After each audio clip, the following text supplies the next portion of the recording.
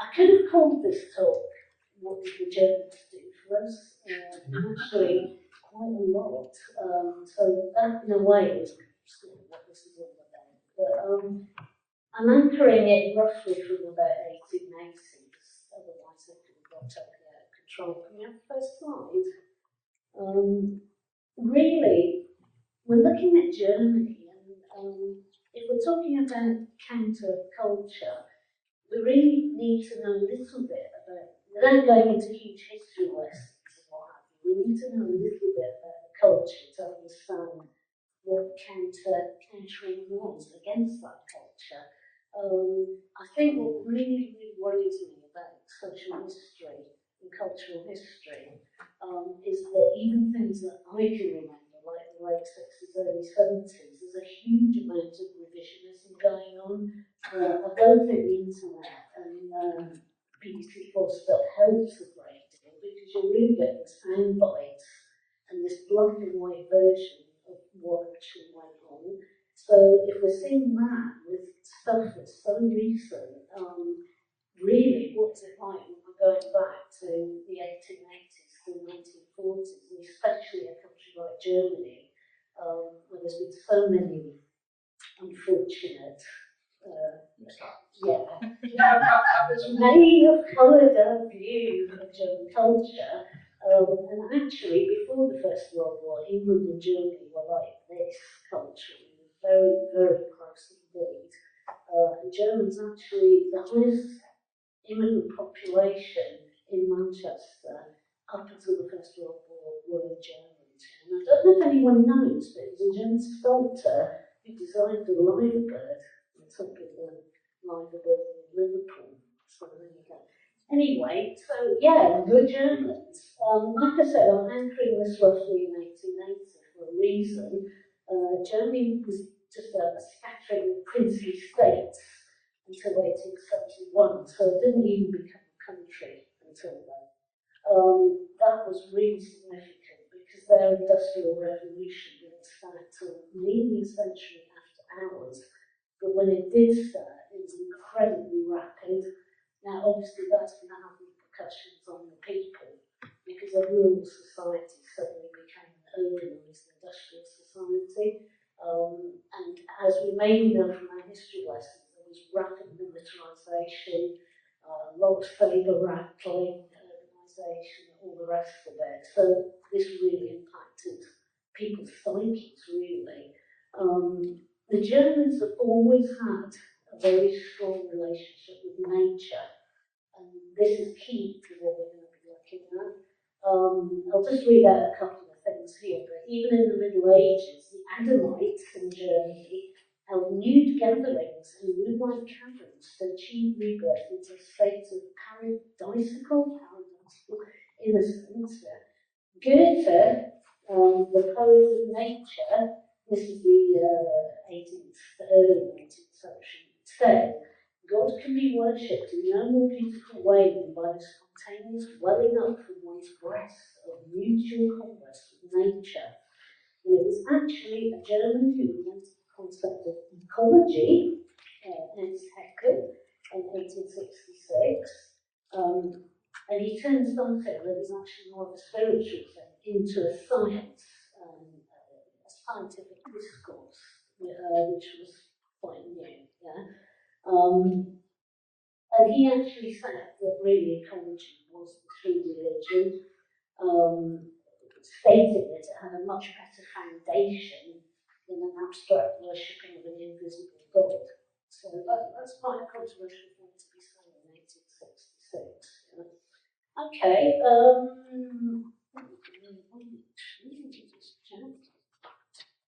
Okay, so we jumped ahead a little bit, but yes, so I've said about the rapid industrialisation. Really, by the end of the 19th century, the newly unified country was a very prosperous country, but again, this did have an effect. It sort of, in a way, spiritually, it sort of stagnated. One historian actually put it, the German middle class had become superficial, coarse, complacent, gluttonous, materialistic, industrialised, technocratic and pathetic. sick. So people were gradually starting to realise that, for all this material well-being, there was some really malign side effects of all this, even for the prosperous. There was a sort of spiritual and decline, really.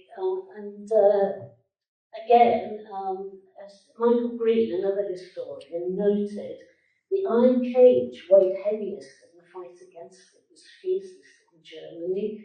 So this idea of being caged in provoked a reaction which was equally extreme, and this is really what we look at.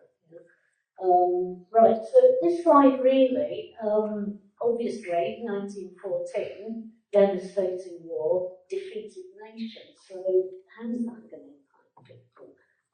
So really, from this point on, really up until the 1950s and the rebuilding of Germany, it was just non-stop chaos, basically. It was physical, it was spiritual, psychological, you name it. So, forget about what we think of Germans as such. Just imagine living through that and what that could do to you. So, there we are, 1918, defeated, economic misery, thousands of soldiers returning back, disabled, no income, rapid inflation, and this is really what people were living with. Next slide, please. I'll run through this extremely quickly because this is history, but on top of all that, we had political chaos. Basically, and the Kaiser stepped down, so they had for the first time, Germany had no monarchy. So every single political group was fighting really for dominance. So you had left wing, right wing. There's a quick sort of review of it. These Freikorps are actually quite interesting. This is a side thing. They were actually paramilitaries, unemployed soldiers who were really itching for a fight, but the state got them in to suppress the left-wing revolts, and they were extremely vicious. And again, just as a side thing, it was from the Freikorps that Ernst Röhm recruited the brown shirts in the 30s because they were so vicious. Yeah, could move on, I think. Again, more street fighting. Freikorps again. Yeah, can move on. So basically, all this carried on until the Weimar Republic was eventually founded in, and I really should know this actually, it's shameful. August 1919, so about a year after the end of the war, after a year of total chaos, there was a Weimar Republic, and this is probably, you probably heard of this actually. I think what I really like about, I'm just going to point this out, this photo here, which is very obviously staged, it's from a series of postcards that were issued by the state, really propaganda, to show that the troops were actually keeping the left-wing revolt under control. So it's nearly all photos of these brave troops, but it's this lad here that I want you to look at, because we're going to be looking at teenagers in a minute. Look at the way he's dressed. And this is, remember, this is the late 1920s. Look at his hair, look at the attitude, Now he is apparently a left-wing dissident. He looks more like a 1980s corner, actually, and that's not a coincidence. Can we move on? I think I've got more pictures of troops. Okay. But it gives you a bit of an idea of how violent this actually was. It wasn't just a few people throwing rocks in the street. This was serious. Carry on. Yeah. Okay, so the flip side of the coin of all this, and I mean, obviously this happened in England in the roaring 20s. People just were sick of it. They just wanted to have fun, really. Now, what's very interesting is that in 1919, the Weimar Republic actually abolished censorship. So there wasn't a censorship, basically. And, this had a really interesting result. In that, it freed up the creative arts, obviously. Now, this led to the most amazing flowering of German culture. And I personally think it's never been surpassed before or since. Film, cinema, painting, music, you name it. Really innovative stuff. This lack of censorship actually only lasted until 1920, but I thought they made the most of it. Now, this is probably the Weimar that everyone knows and loves. It's actually a lot worse than this. I couldn't actually pick some of the songs on me, to be honest with you, reasons of taste. It just gives you a bit of an idea, really. I love Anita Berber, amazing woman, really. She's in a couple of films, actually, so I think it's interesting, Anita Berber. So we move on. More creatives. Again, we're talking about counterculture. There's lots of different ways of being counterculturalist. So, artist movements, again, caught up in the political flow of the times. In a way, this links in quite nicely with Joe's talk, because these were the German equivalents of the 1920s who were really trying to kick against the norms and do something new that actually meant something political that was significant. That actually was class war. By the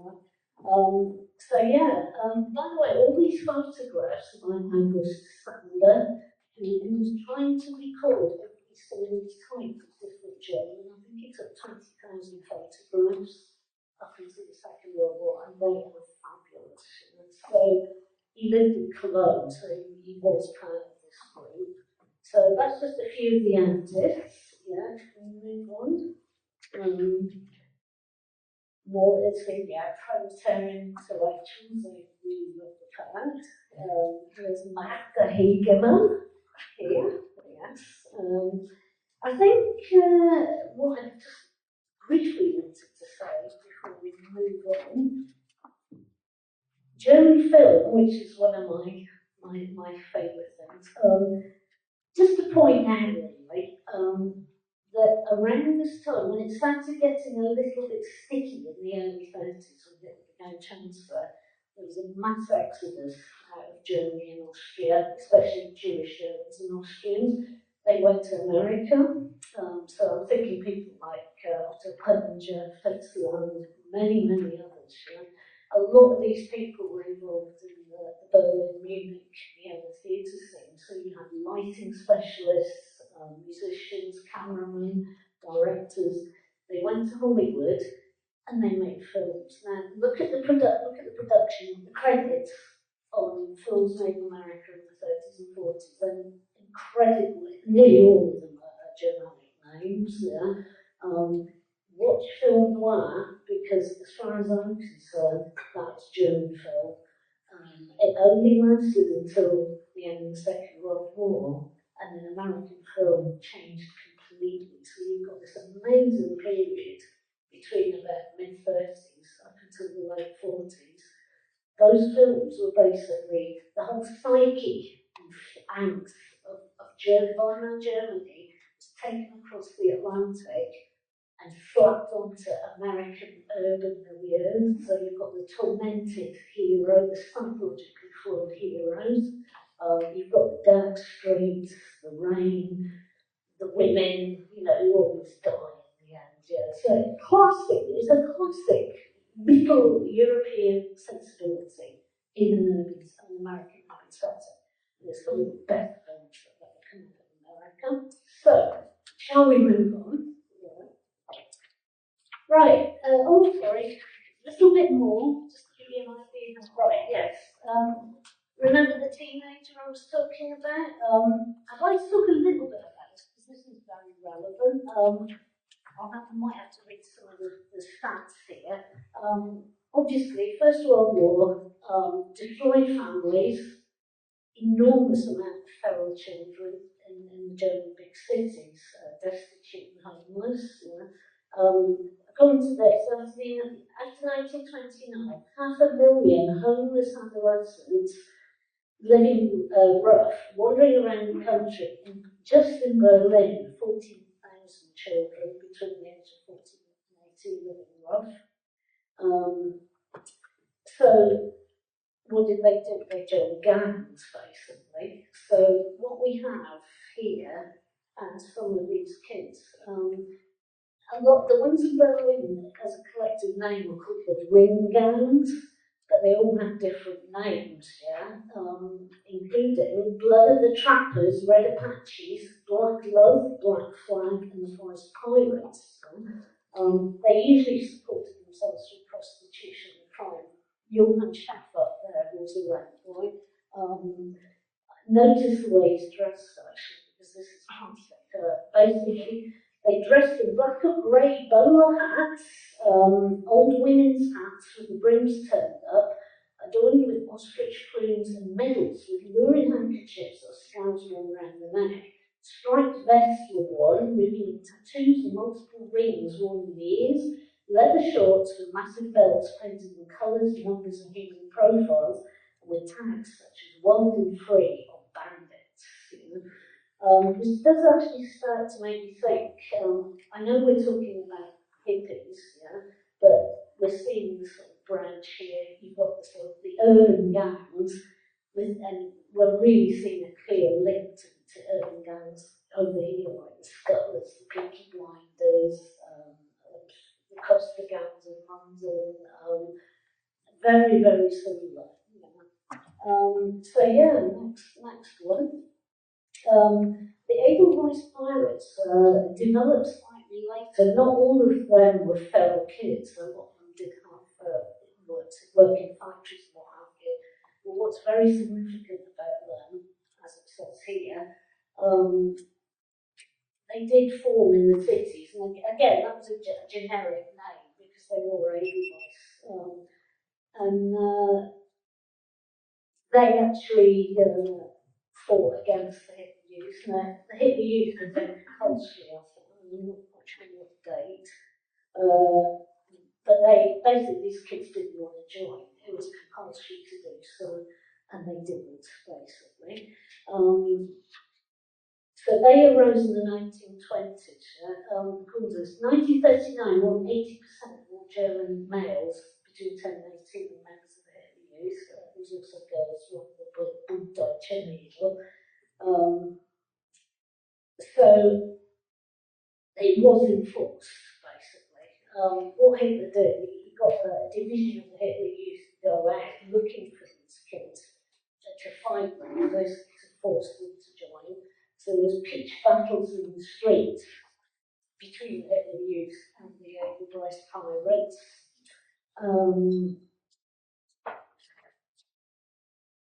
There's a lovely quote here. Oh yeah.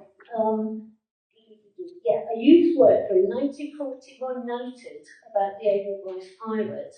They are everywhere. There are more of them than there are of the youth, and they all know each other. They sit close together. They beat up the patrols because there are so many of them. They never take no for an answer. Some did become Nazis in the end, but by and large, this was a proper resistance movement. Okay, next one. I just wanted to mention this just to give us credibility, because some of these kids actually got executed for what they were doing. This group here actually assassinated the Islam chief in Cologne. But the Sheikh was actually the leader of this particular sect of the Navajos, so he was 16 and he was executed. So counterculture can be a dangerous thing, It's really to remember this, really. Okay, next slide. I'm trying to look at different aspects of what we kind of know. When we think of hippies in the 60s, we do think of certain cliches. We think of recreational drug use, sitting in fields, strumming guitars, etc., etc. So I'm really sort of looking at those little elements and saying, okay, so where did that come from? Now, what is actually pretty damn amazing is how many of the drugs that we think are very new are actually very old, and they were synthesized in Germany. So I've just basically done a quick list here. Mescaline, heroin, MDMA, ecstasy. I think this is actually quite interesting. This, yeah. And actually, women actually injecting a huge percentage of drug addicts through injectable drugs, morphine, cocaine, were actually women, because it was considered a much cleaner way of getting high and drinking, which was frowned upon. Interesting also that mescaline was very, very popular in nightclubs during the Weimar period. So if you kind of realise that everyone's as high as kites, it kind of explains some of the photos that you see. You think, okay, yeah, right. So yeah, next one. Yes, I was. This one surprised me slightly, actually. Crystal meth, yeah, that's crystal meth, poverty. They were actually marketed as pet pills, and they were handed out by the million to frontline German troops in the Second World War, and really scarily to pilots. Yeah, so they really were high as kites, and apparently this is what Hitler was having injected by his doctor, Fernie. So make of that what you will, really. Pilots thought of tax checklist. I think we've just got really fun drug pictures here. So, okay. Yeah, next one. Women snatching packs of coke in her gas. I love this one. Corpse email. Demon Coke in Berlin, 1920. Its authenticity has been queried, but apparently it's real. Cocktail really do exist. Okay, yeah, read on. Next one. Yeah. Oh, right, okay. Oh, no, well, yeah. We're getting to the point here now. Right, so recreational drugs. Okay.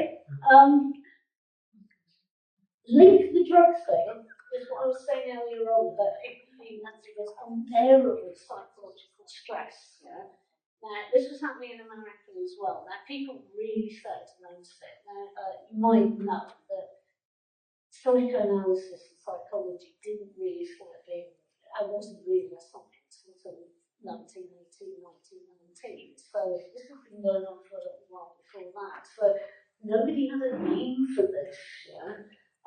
Now, what they started calling it was Americanitis, yeah? Because they thought this is what happens in America. It's always busy, busy, busy, and now we're getting it as well.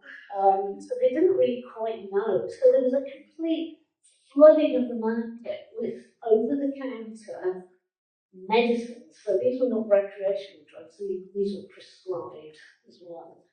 Just take a look at what's in them, actually. And they're all for nerves, yeah? If you notice, nerves, yeah? That had cocaine in it. You can see here cannabis, belladonna, and henbane. Yeah, so it was basically not yet. Yeah. So that obviously people are obsessed with their nerves. Okay, next one. So, it was also known as neurasthenia. That was another word for it, yeah. But this obsession with nerves, yeah, and what on earth can we do about this? Because people really thought this was a national curse that was really affecting the well-being of the nation. I don't think love this film. It's on YouTube. I'll do urge people to watch it if you're into the history of cinema, because it was made in 1919. And it's quite astonishing the technical amounts that it's very hardcore as well, actually. Yeah, so never. Yeah, I'm gonna die. Next one. This is just a few clips from in the Athens, so I think you get the idea really about what this is all about. He's basically hallucinating. Look at all this amazing fucking multiple imagery thing going on here. See, you know, firing squad, all the rest of it. So you have all this torment and act, and then at the end of the film, a solution is offered to all this. So what is the solution? Next, that's the solution. Yeah. So new nerves, new people. Yeah. Back to nature. Work. Yeah. Now this pose here is quite fun actually. We're seeing a few sort of key things now. We're seeing the nudity, we're seeing the mountains, back to nature, we're seeing that pose, the salute to the sun pose, which became the actual symbol of the life reform movement that we're going to talk about next. Right, so health, right. So yes, so what were people doing about all this misery? The rest of it, there was actually a big counter movement to that, yeah. So it wasn't really decadent and dropped anything. The reaction started around the 1890s. Remember, we were saying how complacent and very flabby everyone was getting as well. People started really as a health kick thing. There was a lot of groups looking into good nutrition, fresh air, healthy clothing, you know, not wearing corsets, etc., etc. It became a network, so people were sharing ideas, and it became known as the life reform movement in Germany.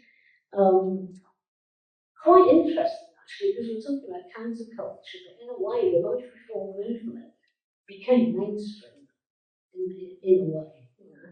Because so many people were interested in this. They reckon by 1913-14, the Life Reform Network could have had as many as 4 million active people in its ranks. Yeah.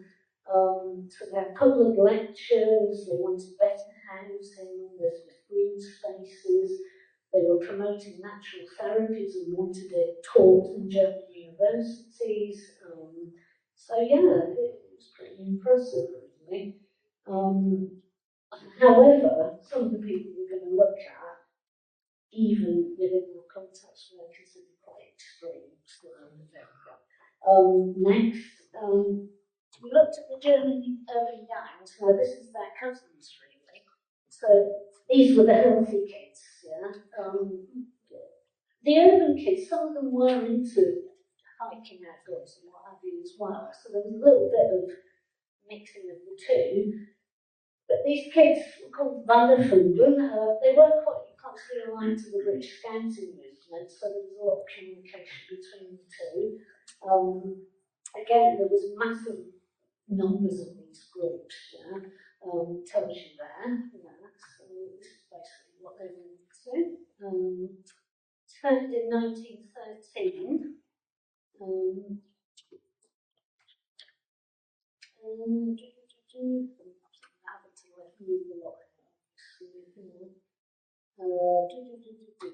Right, okay, yeah, wonderful. Yeah, next slide.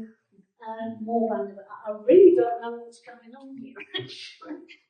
It looks like they're trying to do pale. So there's all this foxy dance. So it hasn't got quite the edge of the pirates, really, but all very close. Right, so we come to the first our gurus, I guess you could call them. Yeah, next slide. Gustav Mahler. Yeah.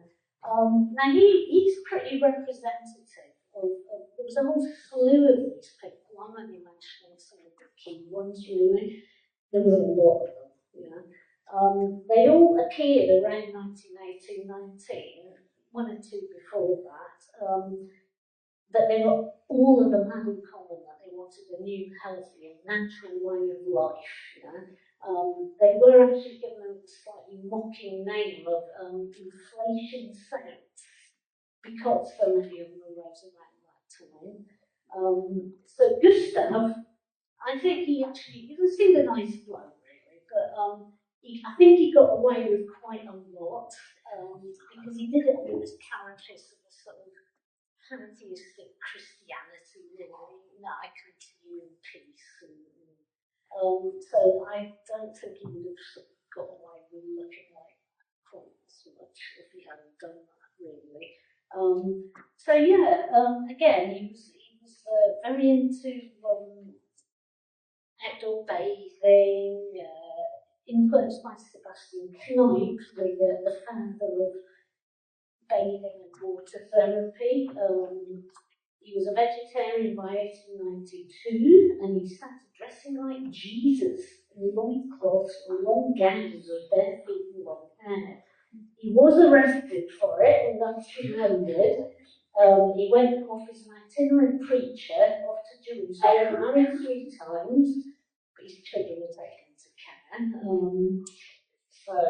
Anyway, eventually he bought some land and opened his own little sort of preaching place. Next, there's Gustav. I have no idea what this bloke's doing. I can't, I try very hard to read this, but it's 1901. He's eating something, but I don't know why Gustav's sitting.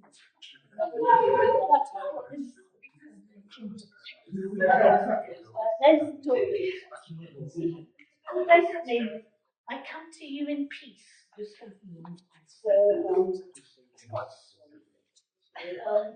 So next, that's Gustav playing his trumpet. That's next. And that's basically him. So the rest of his life, that's what he did. And actually, he's held in great regard in that Aaron say to this day. They're at the Gustav Nagel Centre, where you can see his poetry, and they have a Gustav Nagel Day every year. I love these kids with their little headbands on. Okay, the next one is a very different character, actually.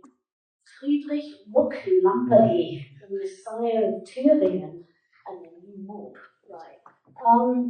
Friedrich Muck-Lamperty, I think he's one of these characters. We're going to encounter another one who exemplifies something that we did see again in the 60s, and it's the danger of the Messiah complex creeping in. So it's somebody who's very mercurial and a real leader, initiating character will get a group of people around him and it gets a little bit out of control and it can get nasty. I mean, I said Kid Waker and Ginger and Manson. Yeah, I'm not saying that he was like that, but you do see this and it is a danger. So basically what he did, he was trying to get youth on his side because he realised that youth were the key to overthrowing the old. And that youth really had that spirit that had been unspoiled. Next, he believed that mankind had lost the capability of simplicity and natural spontaneity, and the key thing about him is that he thought it could be taken back to dancing, spontaneous dancing. This is quite an important thing. Now, it looks incredibly dodgy now. I mean, basically, it's Pied Piper at Hamlet. He enter a village with these horns. Some of them were wonderful, so they'd come in playing their guitars and singing. And he basically just descended on the town and started dancing in the main square like this.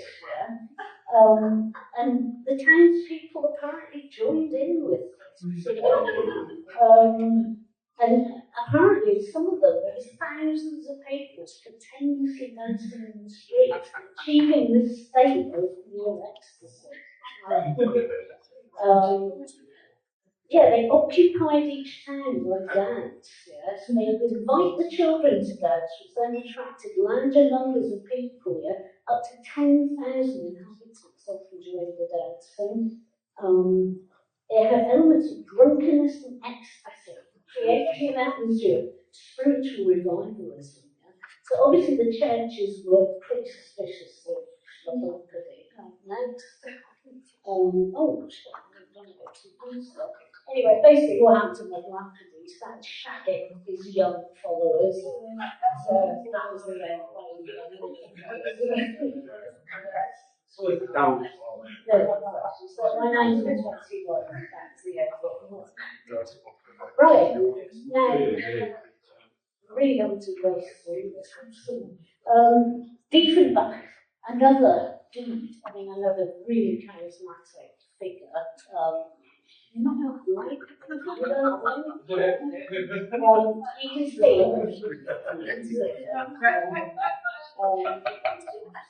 he was actually one of the earlier ones. In fact, he was one of the first because he was doing this in the 1880s, which is incredibly early. You can see why perhaps. People did laugh at Peter. Like I said, even though the life performance was quite almost mainstream, to see people like this walking around Munich, which is where he was based, dressed like that, there was satirical postcards made. This is somebody called Wurzensack who apparently dressed like that in leather shorts. Munich is a lovely city. It has lots of different people. For example, I'm showing you two originals here, Wurzensack and Diefenbach. These two, everyone stares at them when they walk on the streets, for instance. We move on. So I think Diefenbach is actually one of the very important people because I think he really is the first one, and we can actually trace a clear timeline between the people who followed you and the people who led on to and ended up in California. So he is quite important. He was actually a very talented painter. He was an establishment painter. This is him before he saw the light. As I said, he was based in Munich, which is actually a huge centre for creatives and quite innovative ideas at that time. We don't hear about that very often. So, he was in touch with the free thinkers like this, the nature cures, hydrotherapies, all the same things that crop up again and again. Like herbal remedies, that was a big one. He found he founded this in 1985, rejection of monogamy, now that caused a lot of problems actually for him. Vegetarian diet and more problems, he rejected religion completely. So it was pure nature.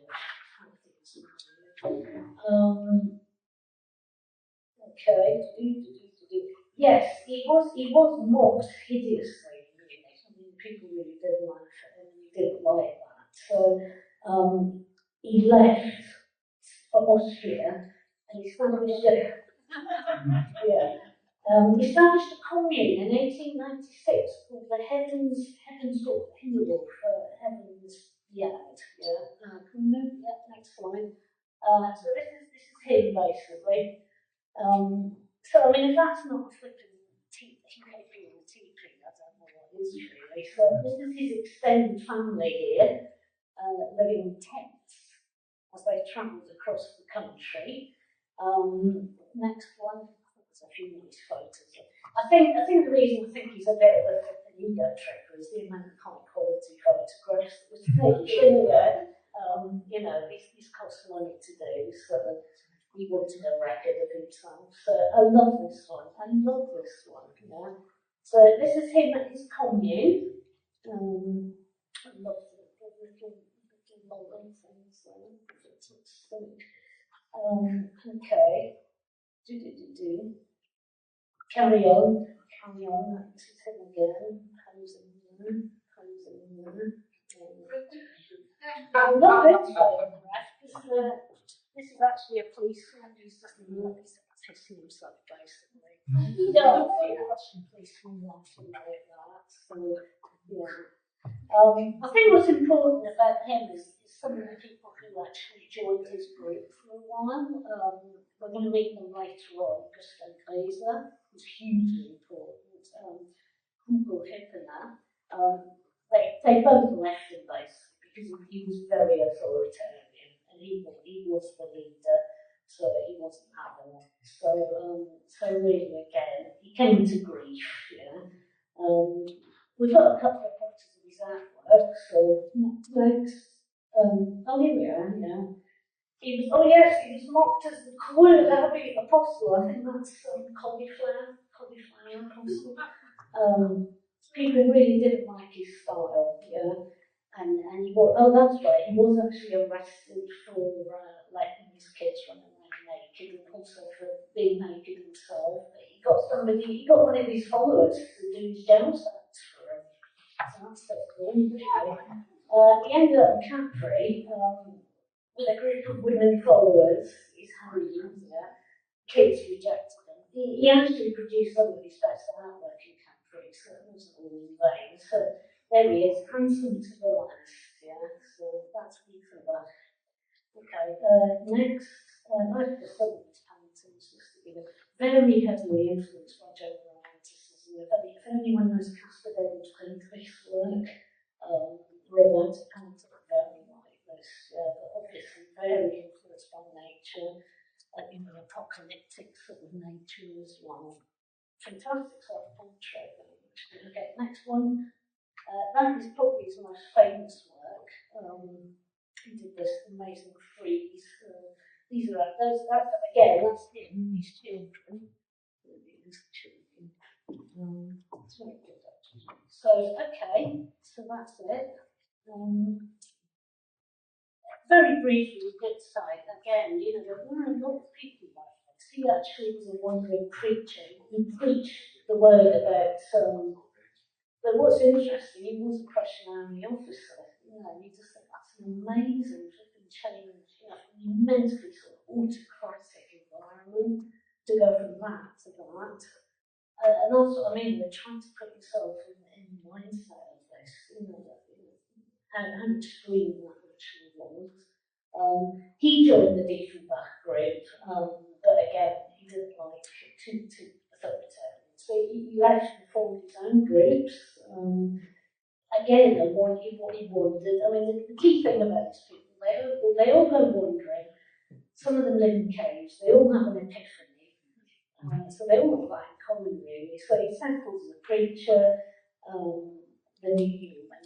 He did have an awful lot of people followers, because of his views. Yeah. So next, I might have to skip through this. He was really Diefenbach's right-hand man, the faithful fetus, as in Phineas, Diefenbach called him that, because it was actually Fetus who served the jail sentence for Diefenbach. Fetus was another very talented artist, next. There he is with Diefenbach, next. The thing about his paintings, they were kind of forgotten about, and then they were rediscovered in the 1960s by the California West Coast hippies, basically, and they absolutely loved this stuff. Yeah. Now, I've looked very hard, and it says, and it's meant to be over here, I can't see it, that he was the first one to do the peace symbol, the one that we know. And I can't see it, but I'll have to take their word for it. So, but it's all here, basically. I mean, these could have been done in the 60s, so that, they were quite influential in the sort of later psychedelic sort of, yeah. So, next one. Again. Well, ahead of that time, to the right, a lot of this stuff, really. Again, he left Diefenbach to set up an artist career.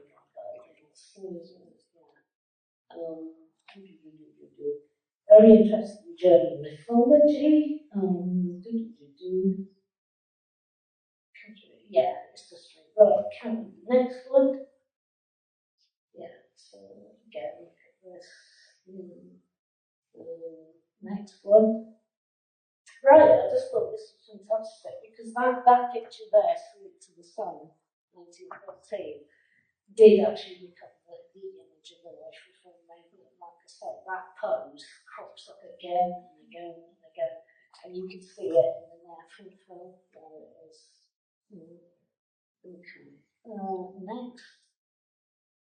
I love this. He did a whole load of designs for pagan temples, and he seriously wanted these to be built. They never were, which is a bit of a shame, actually. But this is pretty fierce stuff for the first decade of the 20th century. I'm not sure how this will come down in England. So next, and I mean some of these are just fantastic. They all have names. The Temple of Still Waters, 1899. Anyway, I mean these were huge structures. And I mean nothing fantastic. I think so. But they were pagan. These were pagan temples, not Christian ones. Okay, right, now we come to a very important person, Gusto Glaser. I can't overemphasize how important Gusto actually is. Again, there he is before he, and there he is. So he did join the University and left it. I'm trying to think that Gusto Transylvania. He was an artist as well, actually, quite a recognised one. He burnt all his work and dedicated himself to inner exploration, nature studies, poetry, and dance. He was a great one for dance. Gave away all of his inherited money and just lived as an itinerant. So he joined that group when he was 18, but he later left it and again wandered through Europe with his family and a little caravan. And they, giving away poems or blades of grass as gifts. The Vanderfogle youth groups absolutely adored Gusto Glaser. Read his poetry and Gerhard Hauptmann, I don't know if anyone knows German literature here, but a very famous German writer, he actually regarded Gusto Glaser as the personification of the new man, as extolled by Nietzsche and Walt Whitman. But he was also mocked as well, obviously. A lot of towns actually banned him from even entering the town. Very sadly, next slide. I can't believe that was taken in 1900. Unbelievable. There he is again. Yes, he was arrested. He was a pacifist, so outbreak of the First World War, he refused to sign up. He was going to get shot for it, and then they locked him up in an asylum instead during the First World War. He got out, he was locked up in an asylum later on, again. Because he went around preaching non-violence and pacifism, which didn't make him very popular, really. Next. Yes, just him with the Penny and Trap. I think this is an amazing photo. This is him in 1915. So that's the middle of the First World War, and he was preaching pacifism and getting arrested. And, sentenced to death by firing squad. We'll come to Ascona in a minute, just keep it in mind, but I think this is an amazing photo. I mean, you basically got a bomb-ravaged Munich, and him dressed like that, wandering around, looking what's there. Next. That's Gusto in old age, really. Still preaching here in search of roots.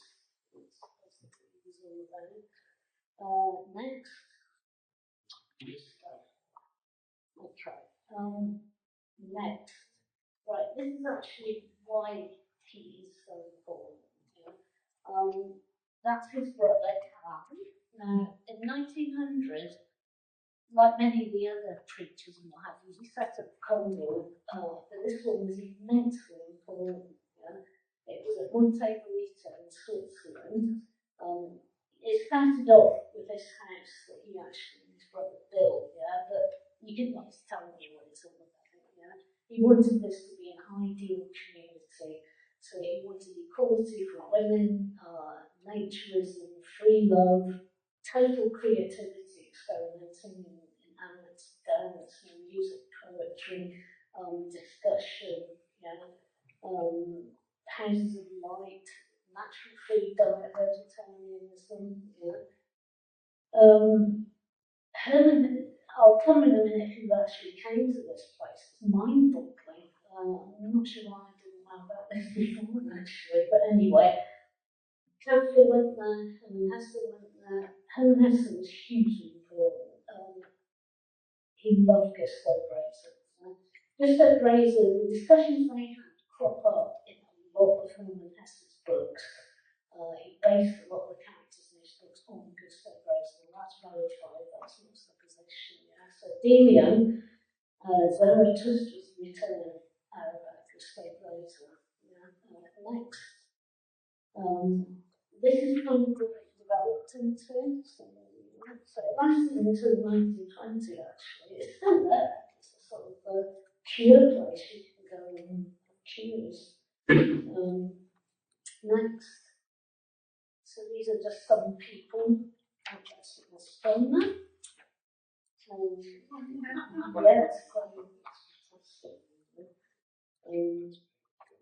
Yes, and also, if anyone's ever read Siddhartha by Herman Hesse, which was written in 1922, that also is based on his discussions with Gustav Grazer. Now, the thing about Herman Hesse, he was required reading right through the late 60s and 70s. You had to read Herman Hesse if you were anyway a hippie or a counterculturalist, so you could just write on, you had to do it. So we were all reading, and we didn't realise it was about militant and hippie. So there we are, there we are. There's some of the people who went there, D.H. Lawrence, we all know he was into liberation and free love. Carl Jung, Max Weber, Herman Hesse Kafka, and Isadora Duncan. Think of the dance, Isadora Duncan. I like Otto Gross was there because he was actually pretty hardcore anarchist, actually. Protege of Freud. He kind of actually had him locked up after he went to Estonia because he heard about what was going on there. And Kafka was inspired when, I can't verify this, I've read it more than once, but it inspired Kafka to write The Trial based on Otto Gross and what he experienced. So, who knows? Next. Okay, there's the light air huts. It was run as a cooperative system, promoting emancipation of women, new ways of cultivating the unity of mind, body, and spirit. And that's a phrase that we still use. A Christian communist community. But I think what is incredibly important is just it was the concentration of creative people that passed through there and lived there, interacted with each other, influenced each other, and a lot of them went to America, a lot of them did. And that's the key. That's where it crossed the Atlantic. Okay. Next.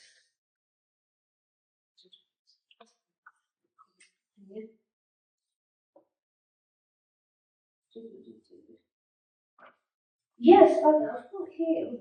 96 what? I don't know who's a technically here, but people was Harvard professor who investigated psychotropic drugs, LSD in particular. He actually wrote a book called The Psychedelic Experience, the Bible of the Hippie Movement. They actually paid a tribute to Carl Jung in the introduction. And quoted him extensively.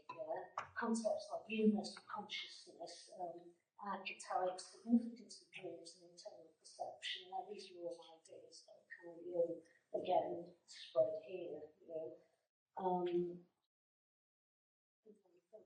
Carl Jung actually did, when he was at Estonia, he did do a lot of fasting, diet, excessive hiking. This was another one that you could achieve sort of sublimation of spirits with exhausting yourself like mountains. But I've actually seen an amazing photo of Herman Hesse climbing a mountain naked. And I have heard that Transcat also did this, but I haven't actually seen those photos as well. Right, Okay. Yeah, next. Right. Again, think of Monk Lapidary and his achieving ecstasy through spontaneous dance. This was taken a step further at Scona. Mary Woodman, incredible for, as we know, Laura Duncan was there and picked up a lot of ideas. It was actually called expressionistic dance. Now, apparently it did have its counterpart in expressionist painting and music and what have you. But anyway, she did pioneer this a little bit. Yeah. She was very close friend with the Grazer brothers. Gustav Grazer actually created the expressionistic dances that she interpreted. And maybe even more well known, Rudolf Laban. I think people may have heard of Laban. Next. That's what I'm doing this thing. Next. Gosh, it might be playing like a bit. Yeah. Next. Yeah, so here's the band and his dance troupe. Yeah. His expressionistic dance was interpreted into a more structured form by Laban. Yeah. He performed it publicly as the German or expression dance. You know. Now, Laban was hugely influential in modern contemporary dance, so again, that's hopefully a scale. Next, and these are just really nice tinted pictures of the Laban dance group that's going on. Again. I like this quote. He led his chain of naked maidens celebrating sunrise by the lake in meadows. You think this was the outbreak of World War One? Yeah. Very, very old. Right, so like I said, can't stress the importance of Estonian enough. So maybe I don't know, we get time actually. We'll just work, some of these key individuals who left and went to America and were hugely influential. Yeah. So next, the founder of naturopathy. So he was running the sanatorium at Astona, yeah. Went to LA. This is what he wrote, yeah. You can still buy this now. If you Google this, these books are still in print, and people are still following what he said. Like I said, Steve Jobs, President Reagan's daughters. What interests me again is the Franz Kafka based the short story The Hunger Artist on him. That's a lucky way to think. So, yeah. So next. Maximum thinking. Again, very interesting, because those feral kids in Berlin that we were talking about, he was actually one of them. He was only about 5 feet tall, through malnutrition, he was very small, but he pumped himself up. So again, he'd already heard about the human nutrition movement, the Linux reform, went to America, pioneered women working with weight, worked with Ruby Lobster. He was one of the first people in Muscle Beach that kind of made Muscle Beach how it is now, the pumping on and all the rest of it, and again, he lived long enough to see that he was a regular fixture of the 60s festivals, and everyone knew it basically. We'll come to that later in a minute. Move on. Benedict Lust, again, first health food store in America as early as 1896, and there it is, in Lexington Avenue. American School of Naturopathy in New York City, first one in the world, so again, very important. You can still get camp stuff now, again, if you use what it's there. Next. Adolf Just, Playground therapy. Again, you can go Google, you can have just sachets of therapeutic play posted to your home now, if you want. This basically sums up this whole thing about the stress of the age we need to get away from. I mean, I think it's ironic that in the 60s we were still talking about it, and we're still talking about it now. It's like, evolution of science, theology, always to study the second sense of behavior. Sense of universal unrest that really comes out. Be at peace with yourself. Okay.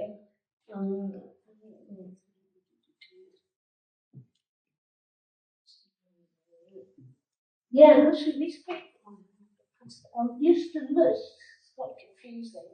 They were actually busted by the American authorities a lot. They were very suspicious of what they were up to, so they didn't have an easy ride of it at all. You know? What was interesting about Yost, the Quebec person, I think this is quite interesting. He actually, his work was immensely popular in India places. And in Pune, now known as Pune, there was a nature clinic and sanatorium opened following his actual methods. Yeah? So this was not an Indian thing, it was a German thing. They were following German ideas. Yeah? Gandhi read about Adolf Yost in 1902 and became very, very interested in these the German life reform ideas. Yeah? He became a lifelong chairman of the clinic in Pune.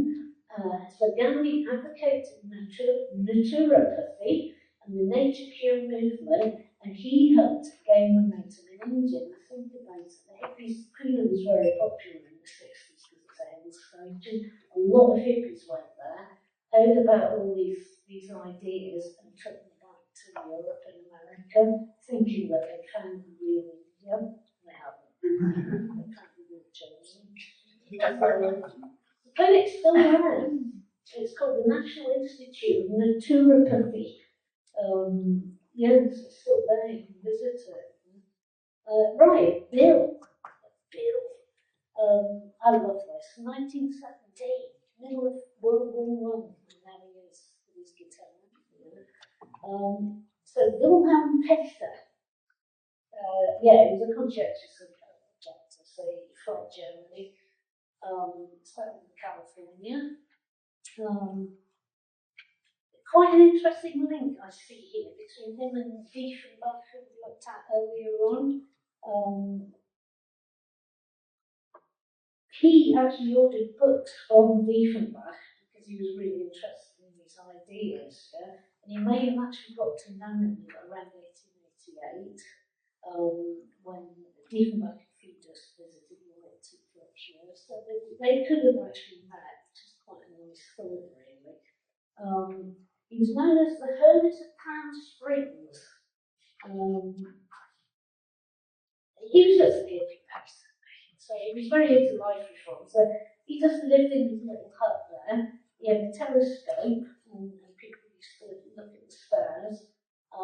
He just rode and explored the canyons, earned a living by making walking sticks from pan blossom stalks, selling postcards with life reform health tips, and charging people 10 cents to look through his telescope. He made his own sandals, collected Native American pottery, played slide guitar, and lived in raw fruit vegetables, usually naked. Apparently, the Native American Indians adored the pesto. I thought it was really lovely, and I don't honour remember with their tribe or group. Okay, next. So, this lot here are the next huge. These are sort of the linchpin between the Germans and the hippies in the 60s, because most of these guys lived into the sort of 80s, 90s, some of them, yeah. So this is based in 1948, so just after the Second World War. Now, these guys all knew people like Bill Pastor, Max Sickler, and the way that they got to know about all this was the health food cafes that were springing up in California, run by Germans. The most famous one was the Eutrophion, a vegetarian raw food cafeteria in LA, run by John and Vera Richter, which was opened in 1917. They used to have discussions and lectures about vegetarianism and healthy living. The Eutrophion was a torch where they lit the lamp, and Richter was their inspiration. very family and natural lifestyle, yeah. So communities actually formed around this cafe and shared information. And a lot of the books they read were by these German authors. Um, so they basically lived like this. Jack Kerouac actually mentions the nature boys on the road, just sort of wicked blokes, sort of leads with fat boys wandering about him.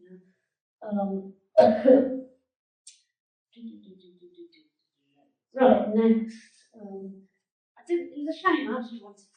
You can YouTube this song, actually. You will know it. So in that there's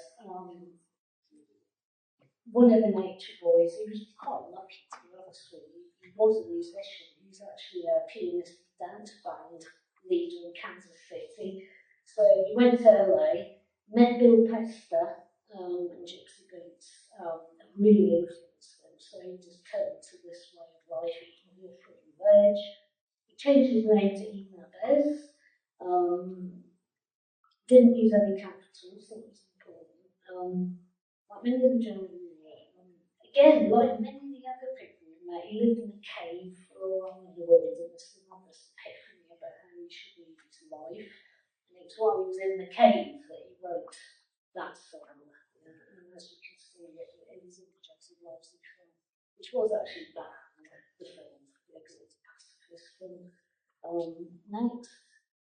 And then there's Eden, really strange photo of him with Frank Sinatra. He absolutely detested hippies. I mean, quite violently detested them. So what he must have thought of Eden Bez, I do not know. There's Mark King Kong. I think the best version is actually the George Benson version. So YouTube George Benson, Nature Boy, fantastic song. And there he is with Brian Wilson. It's amazing. It's amazing. Next. There he is, living life.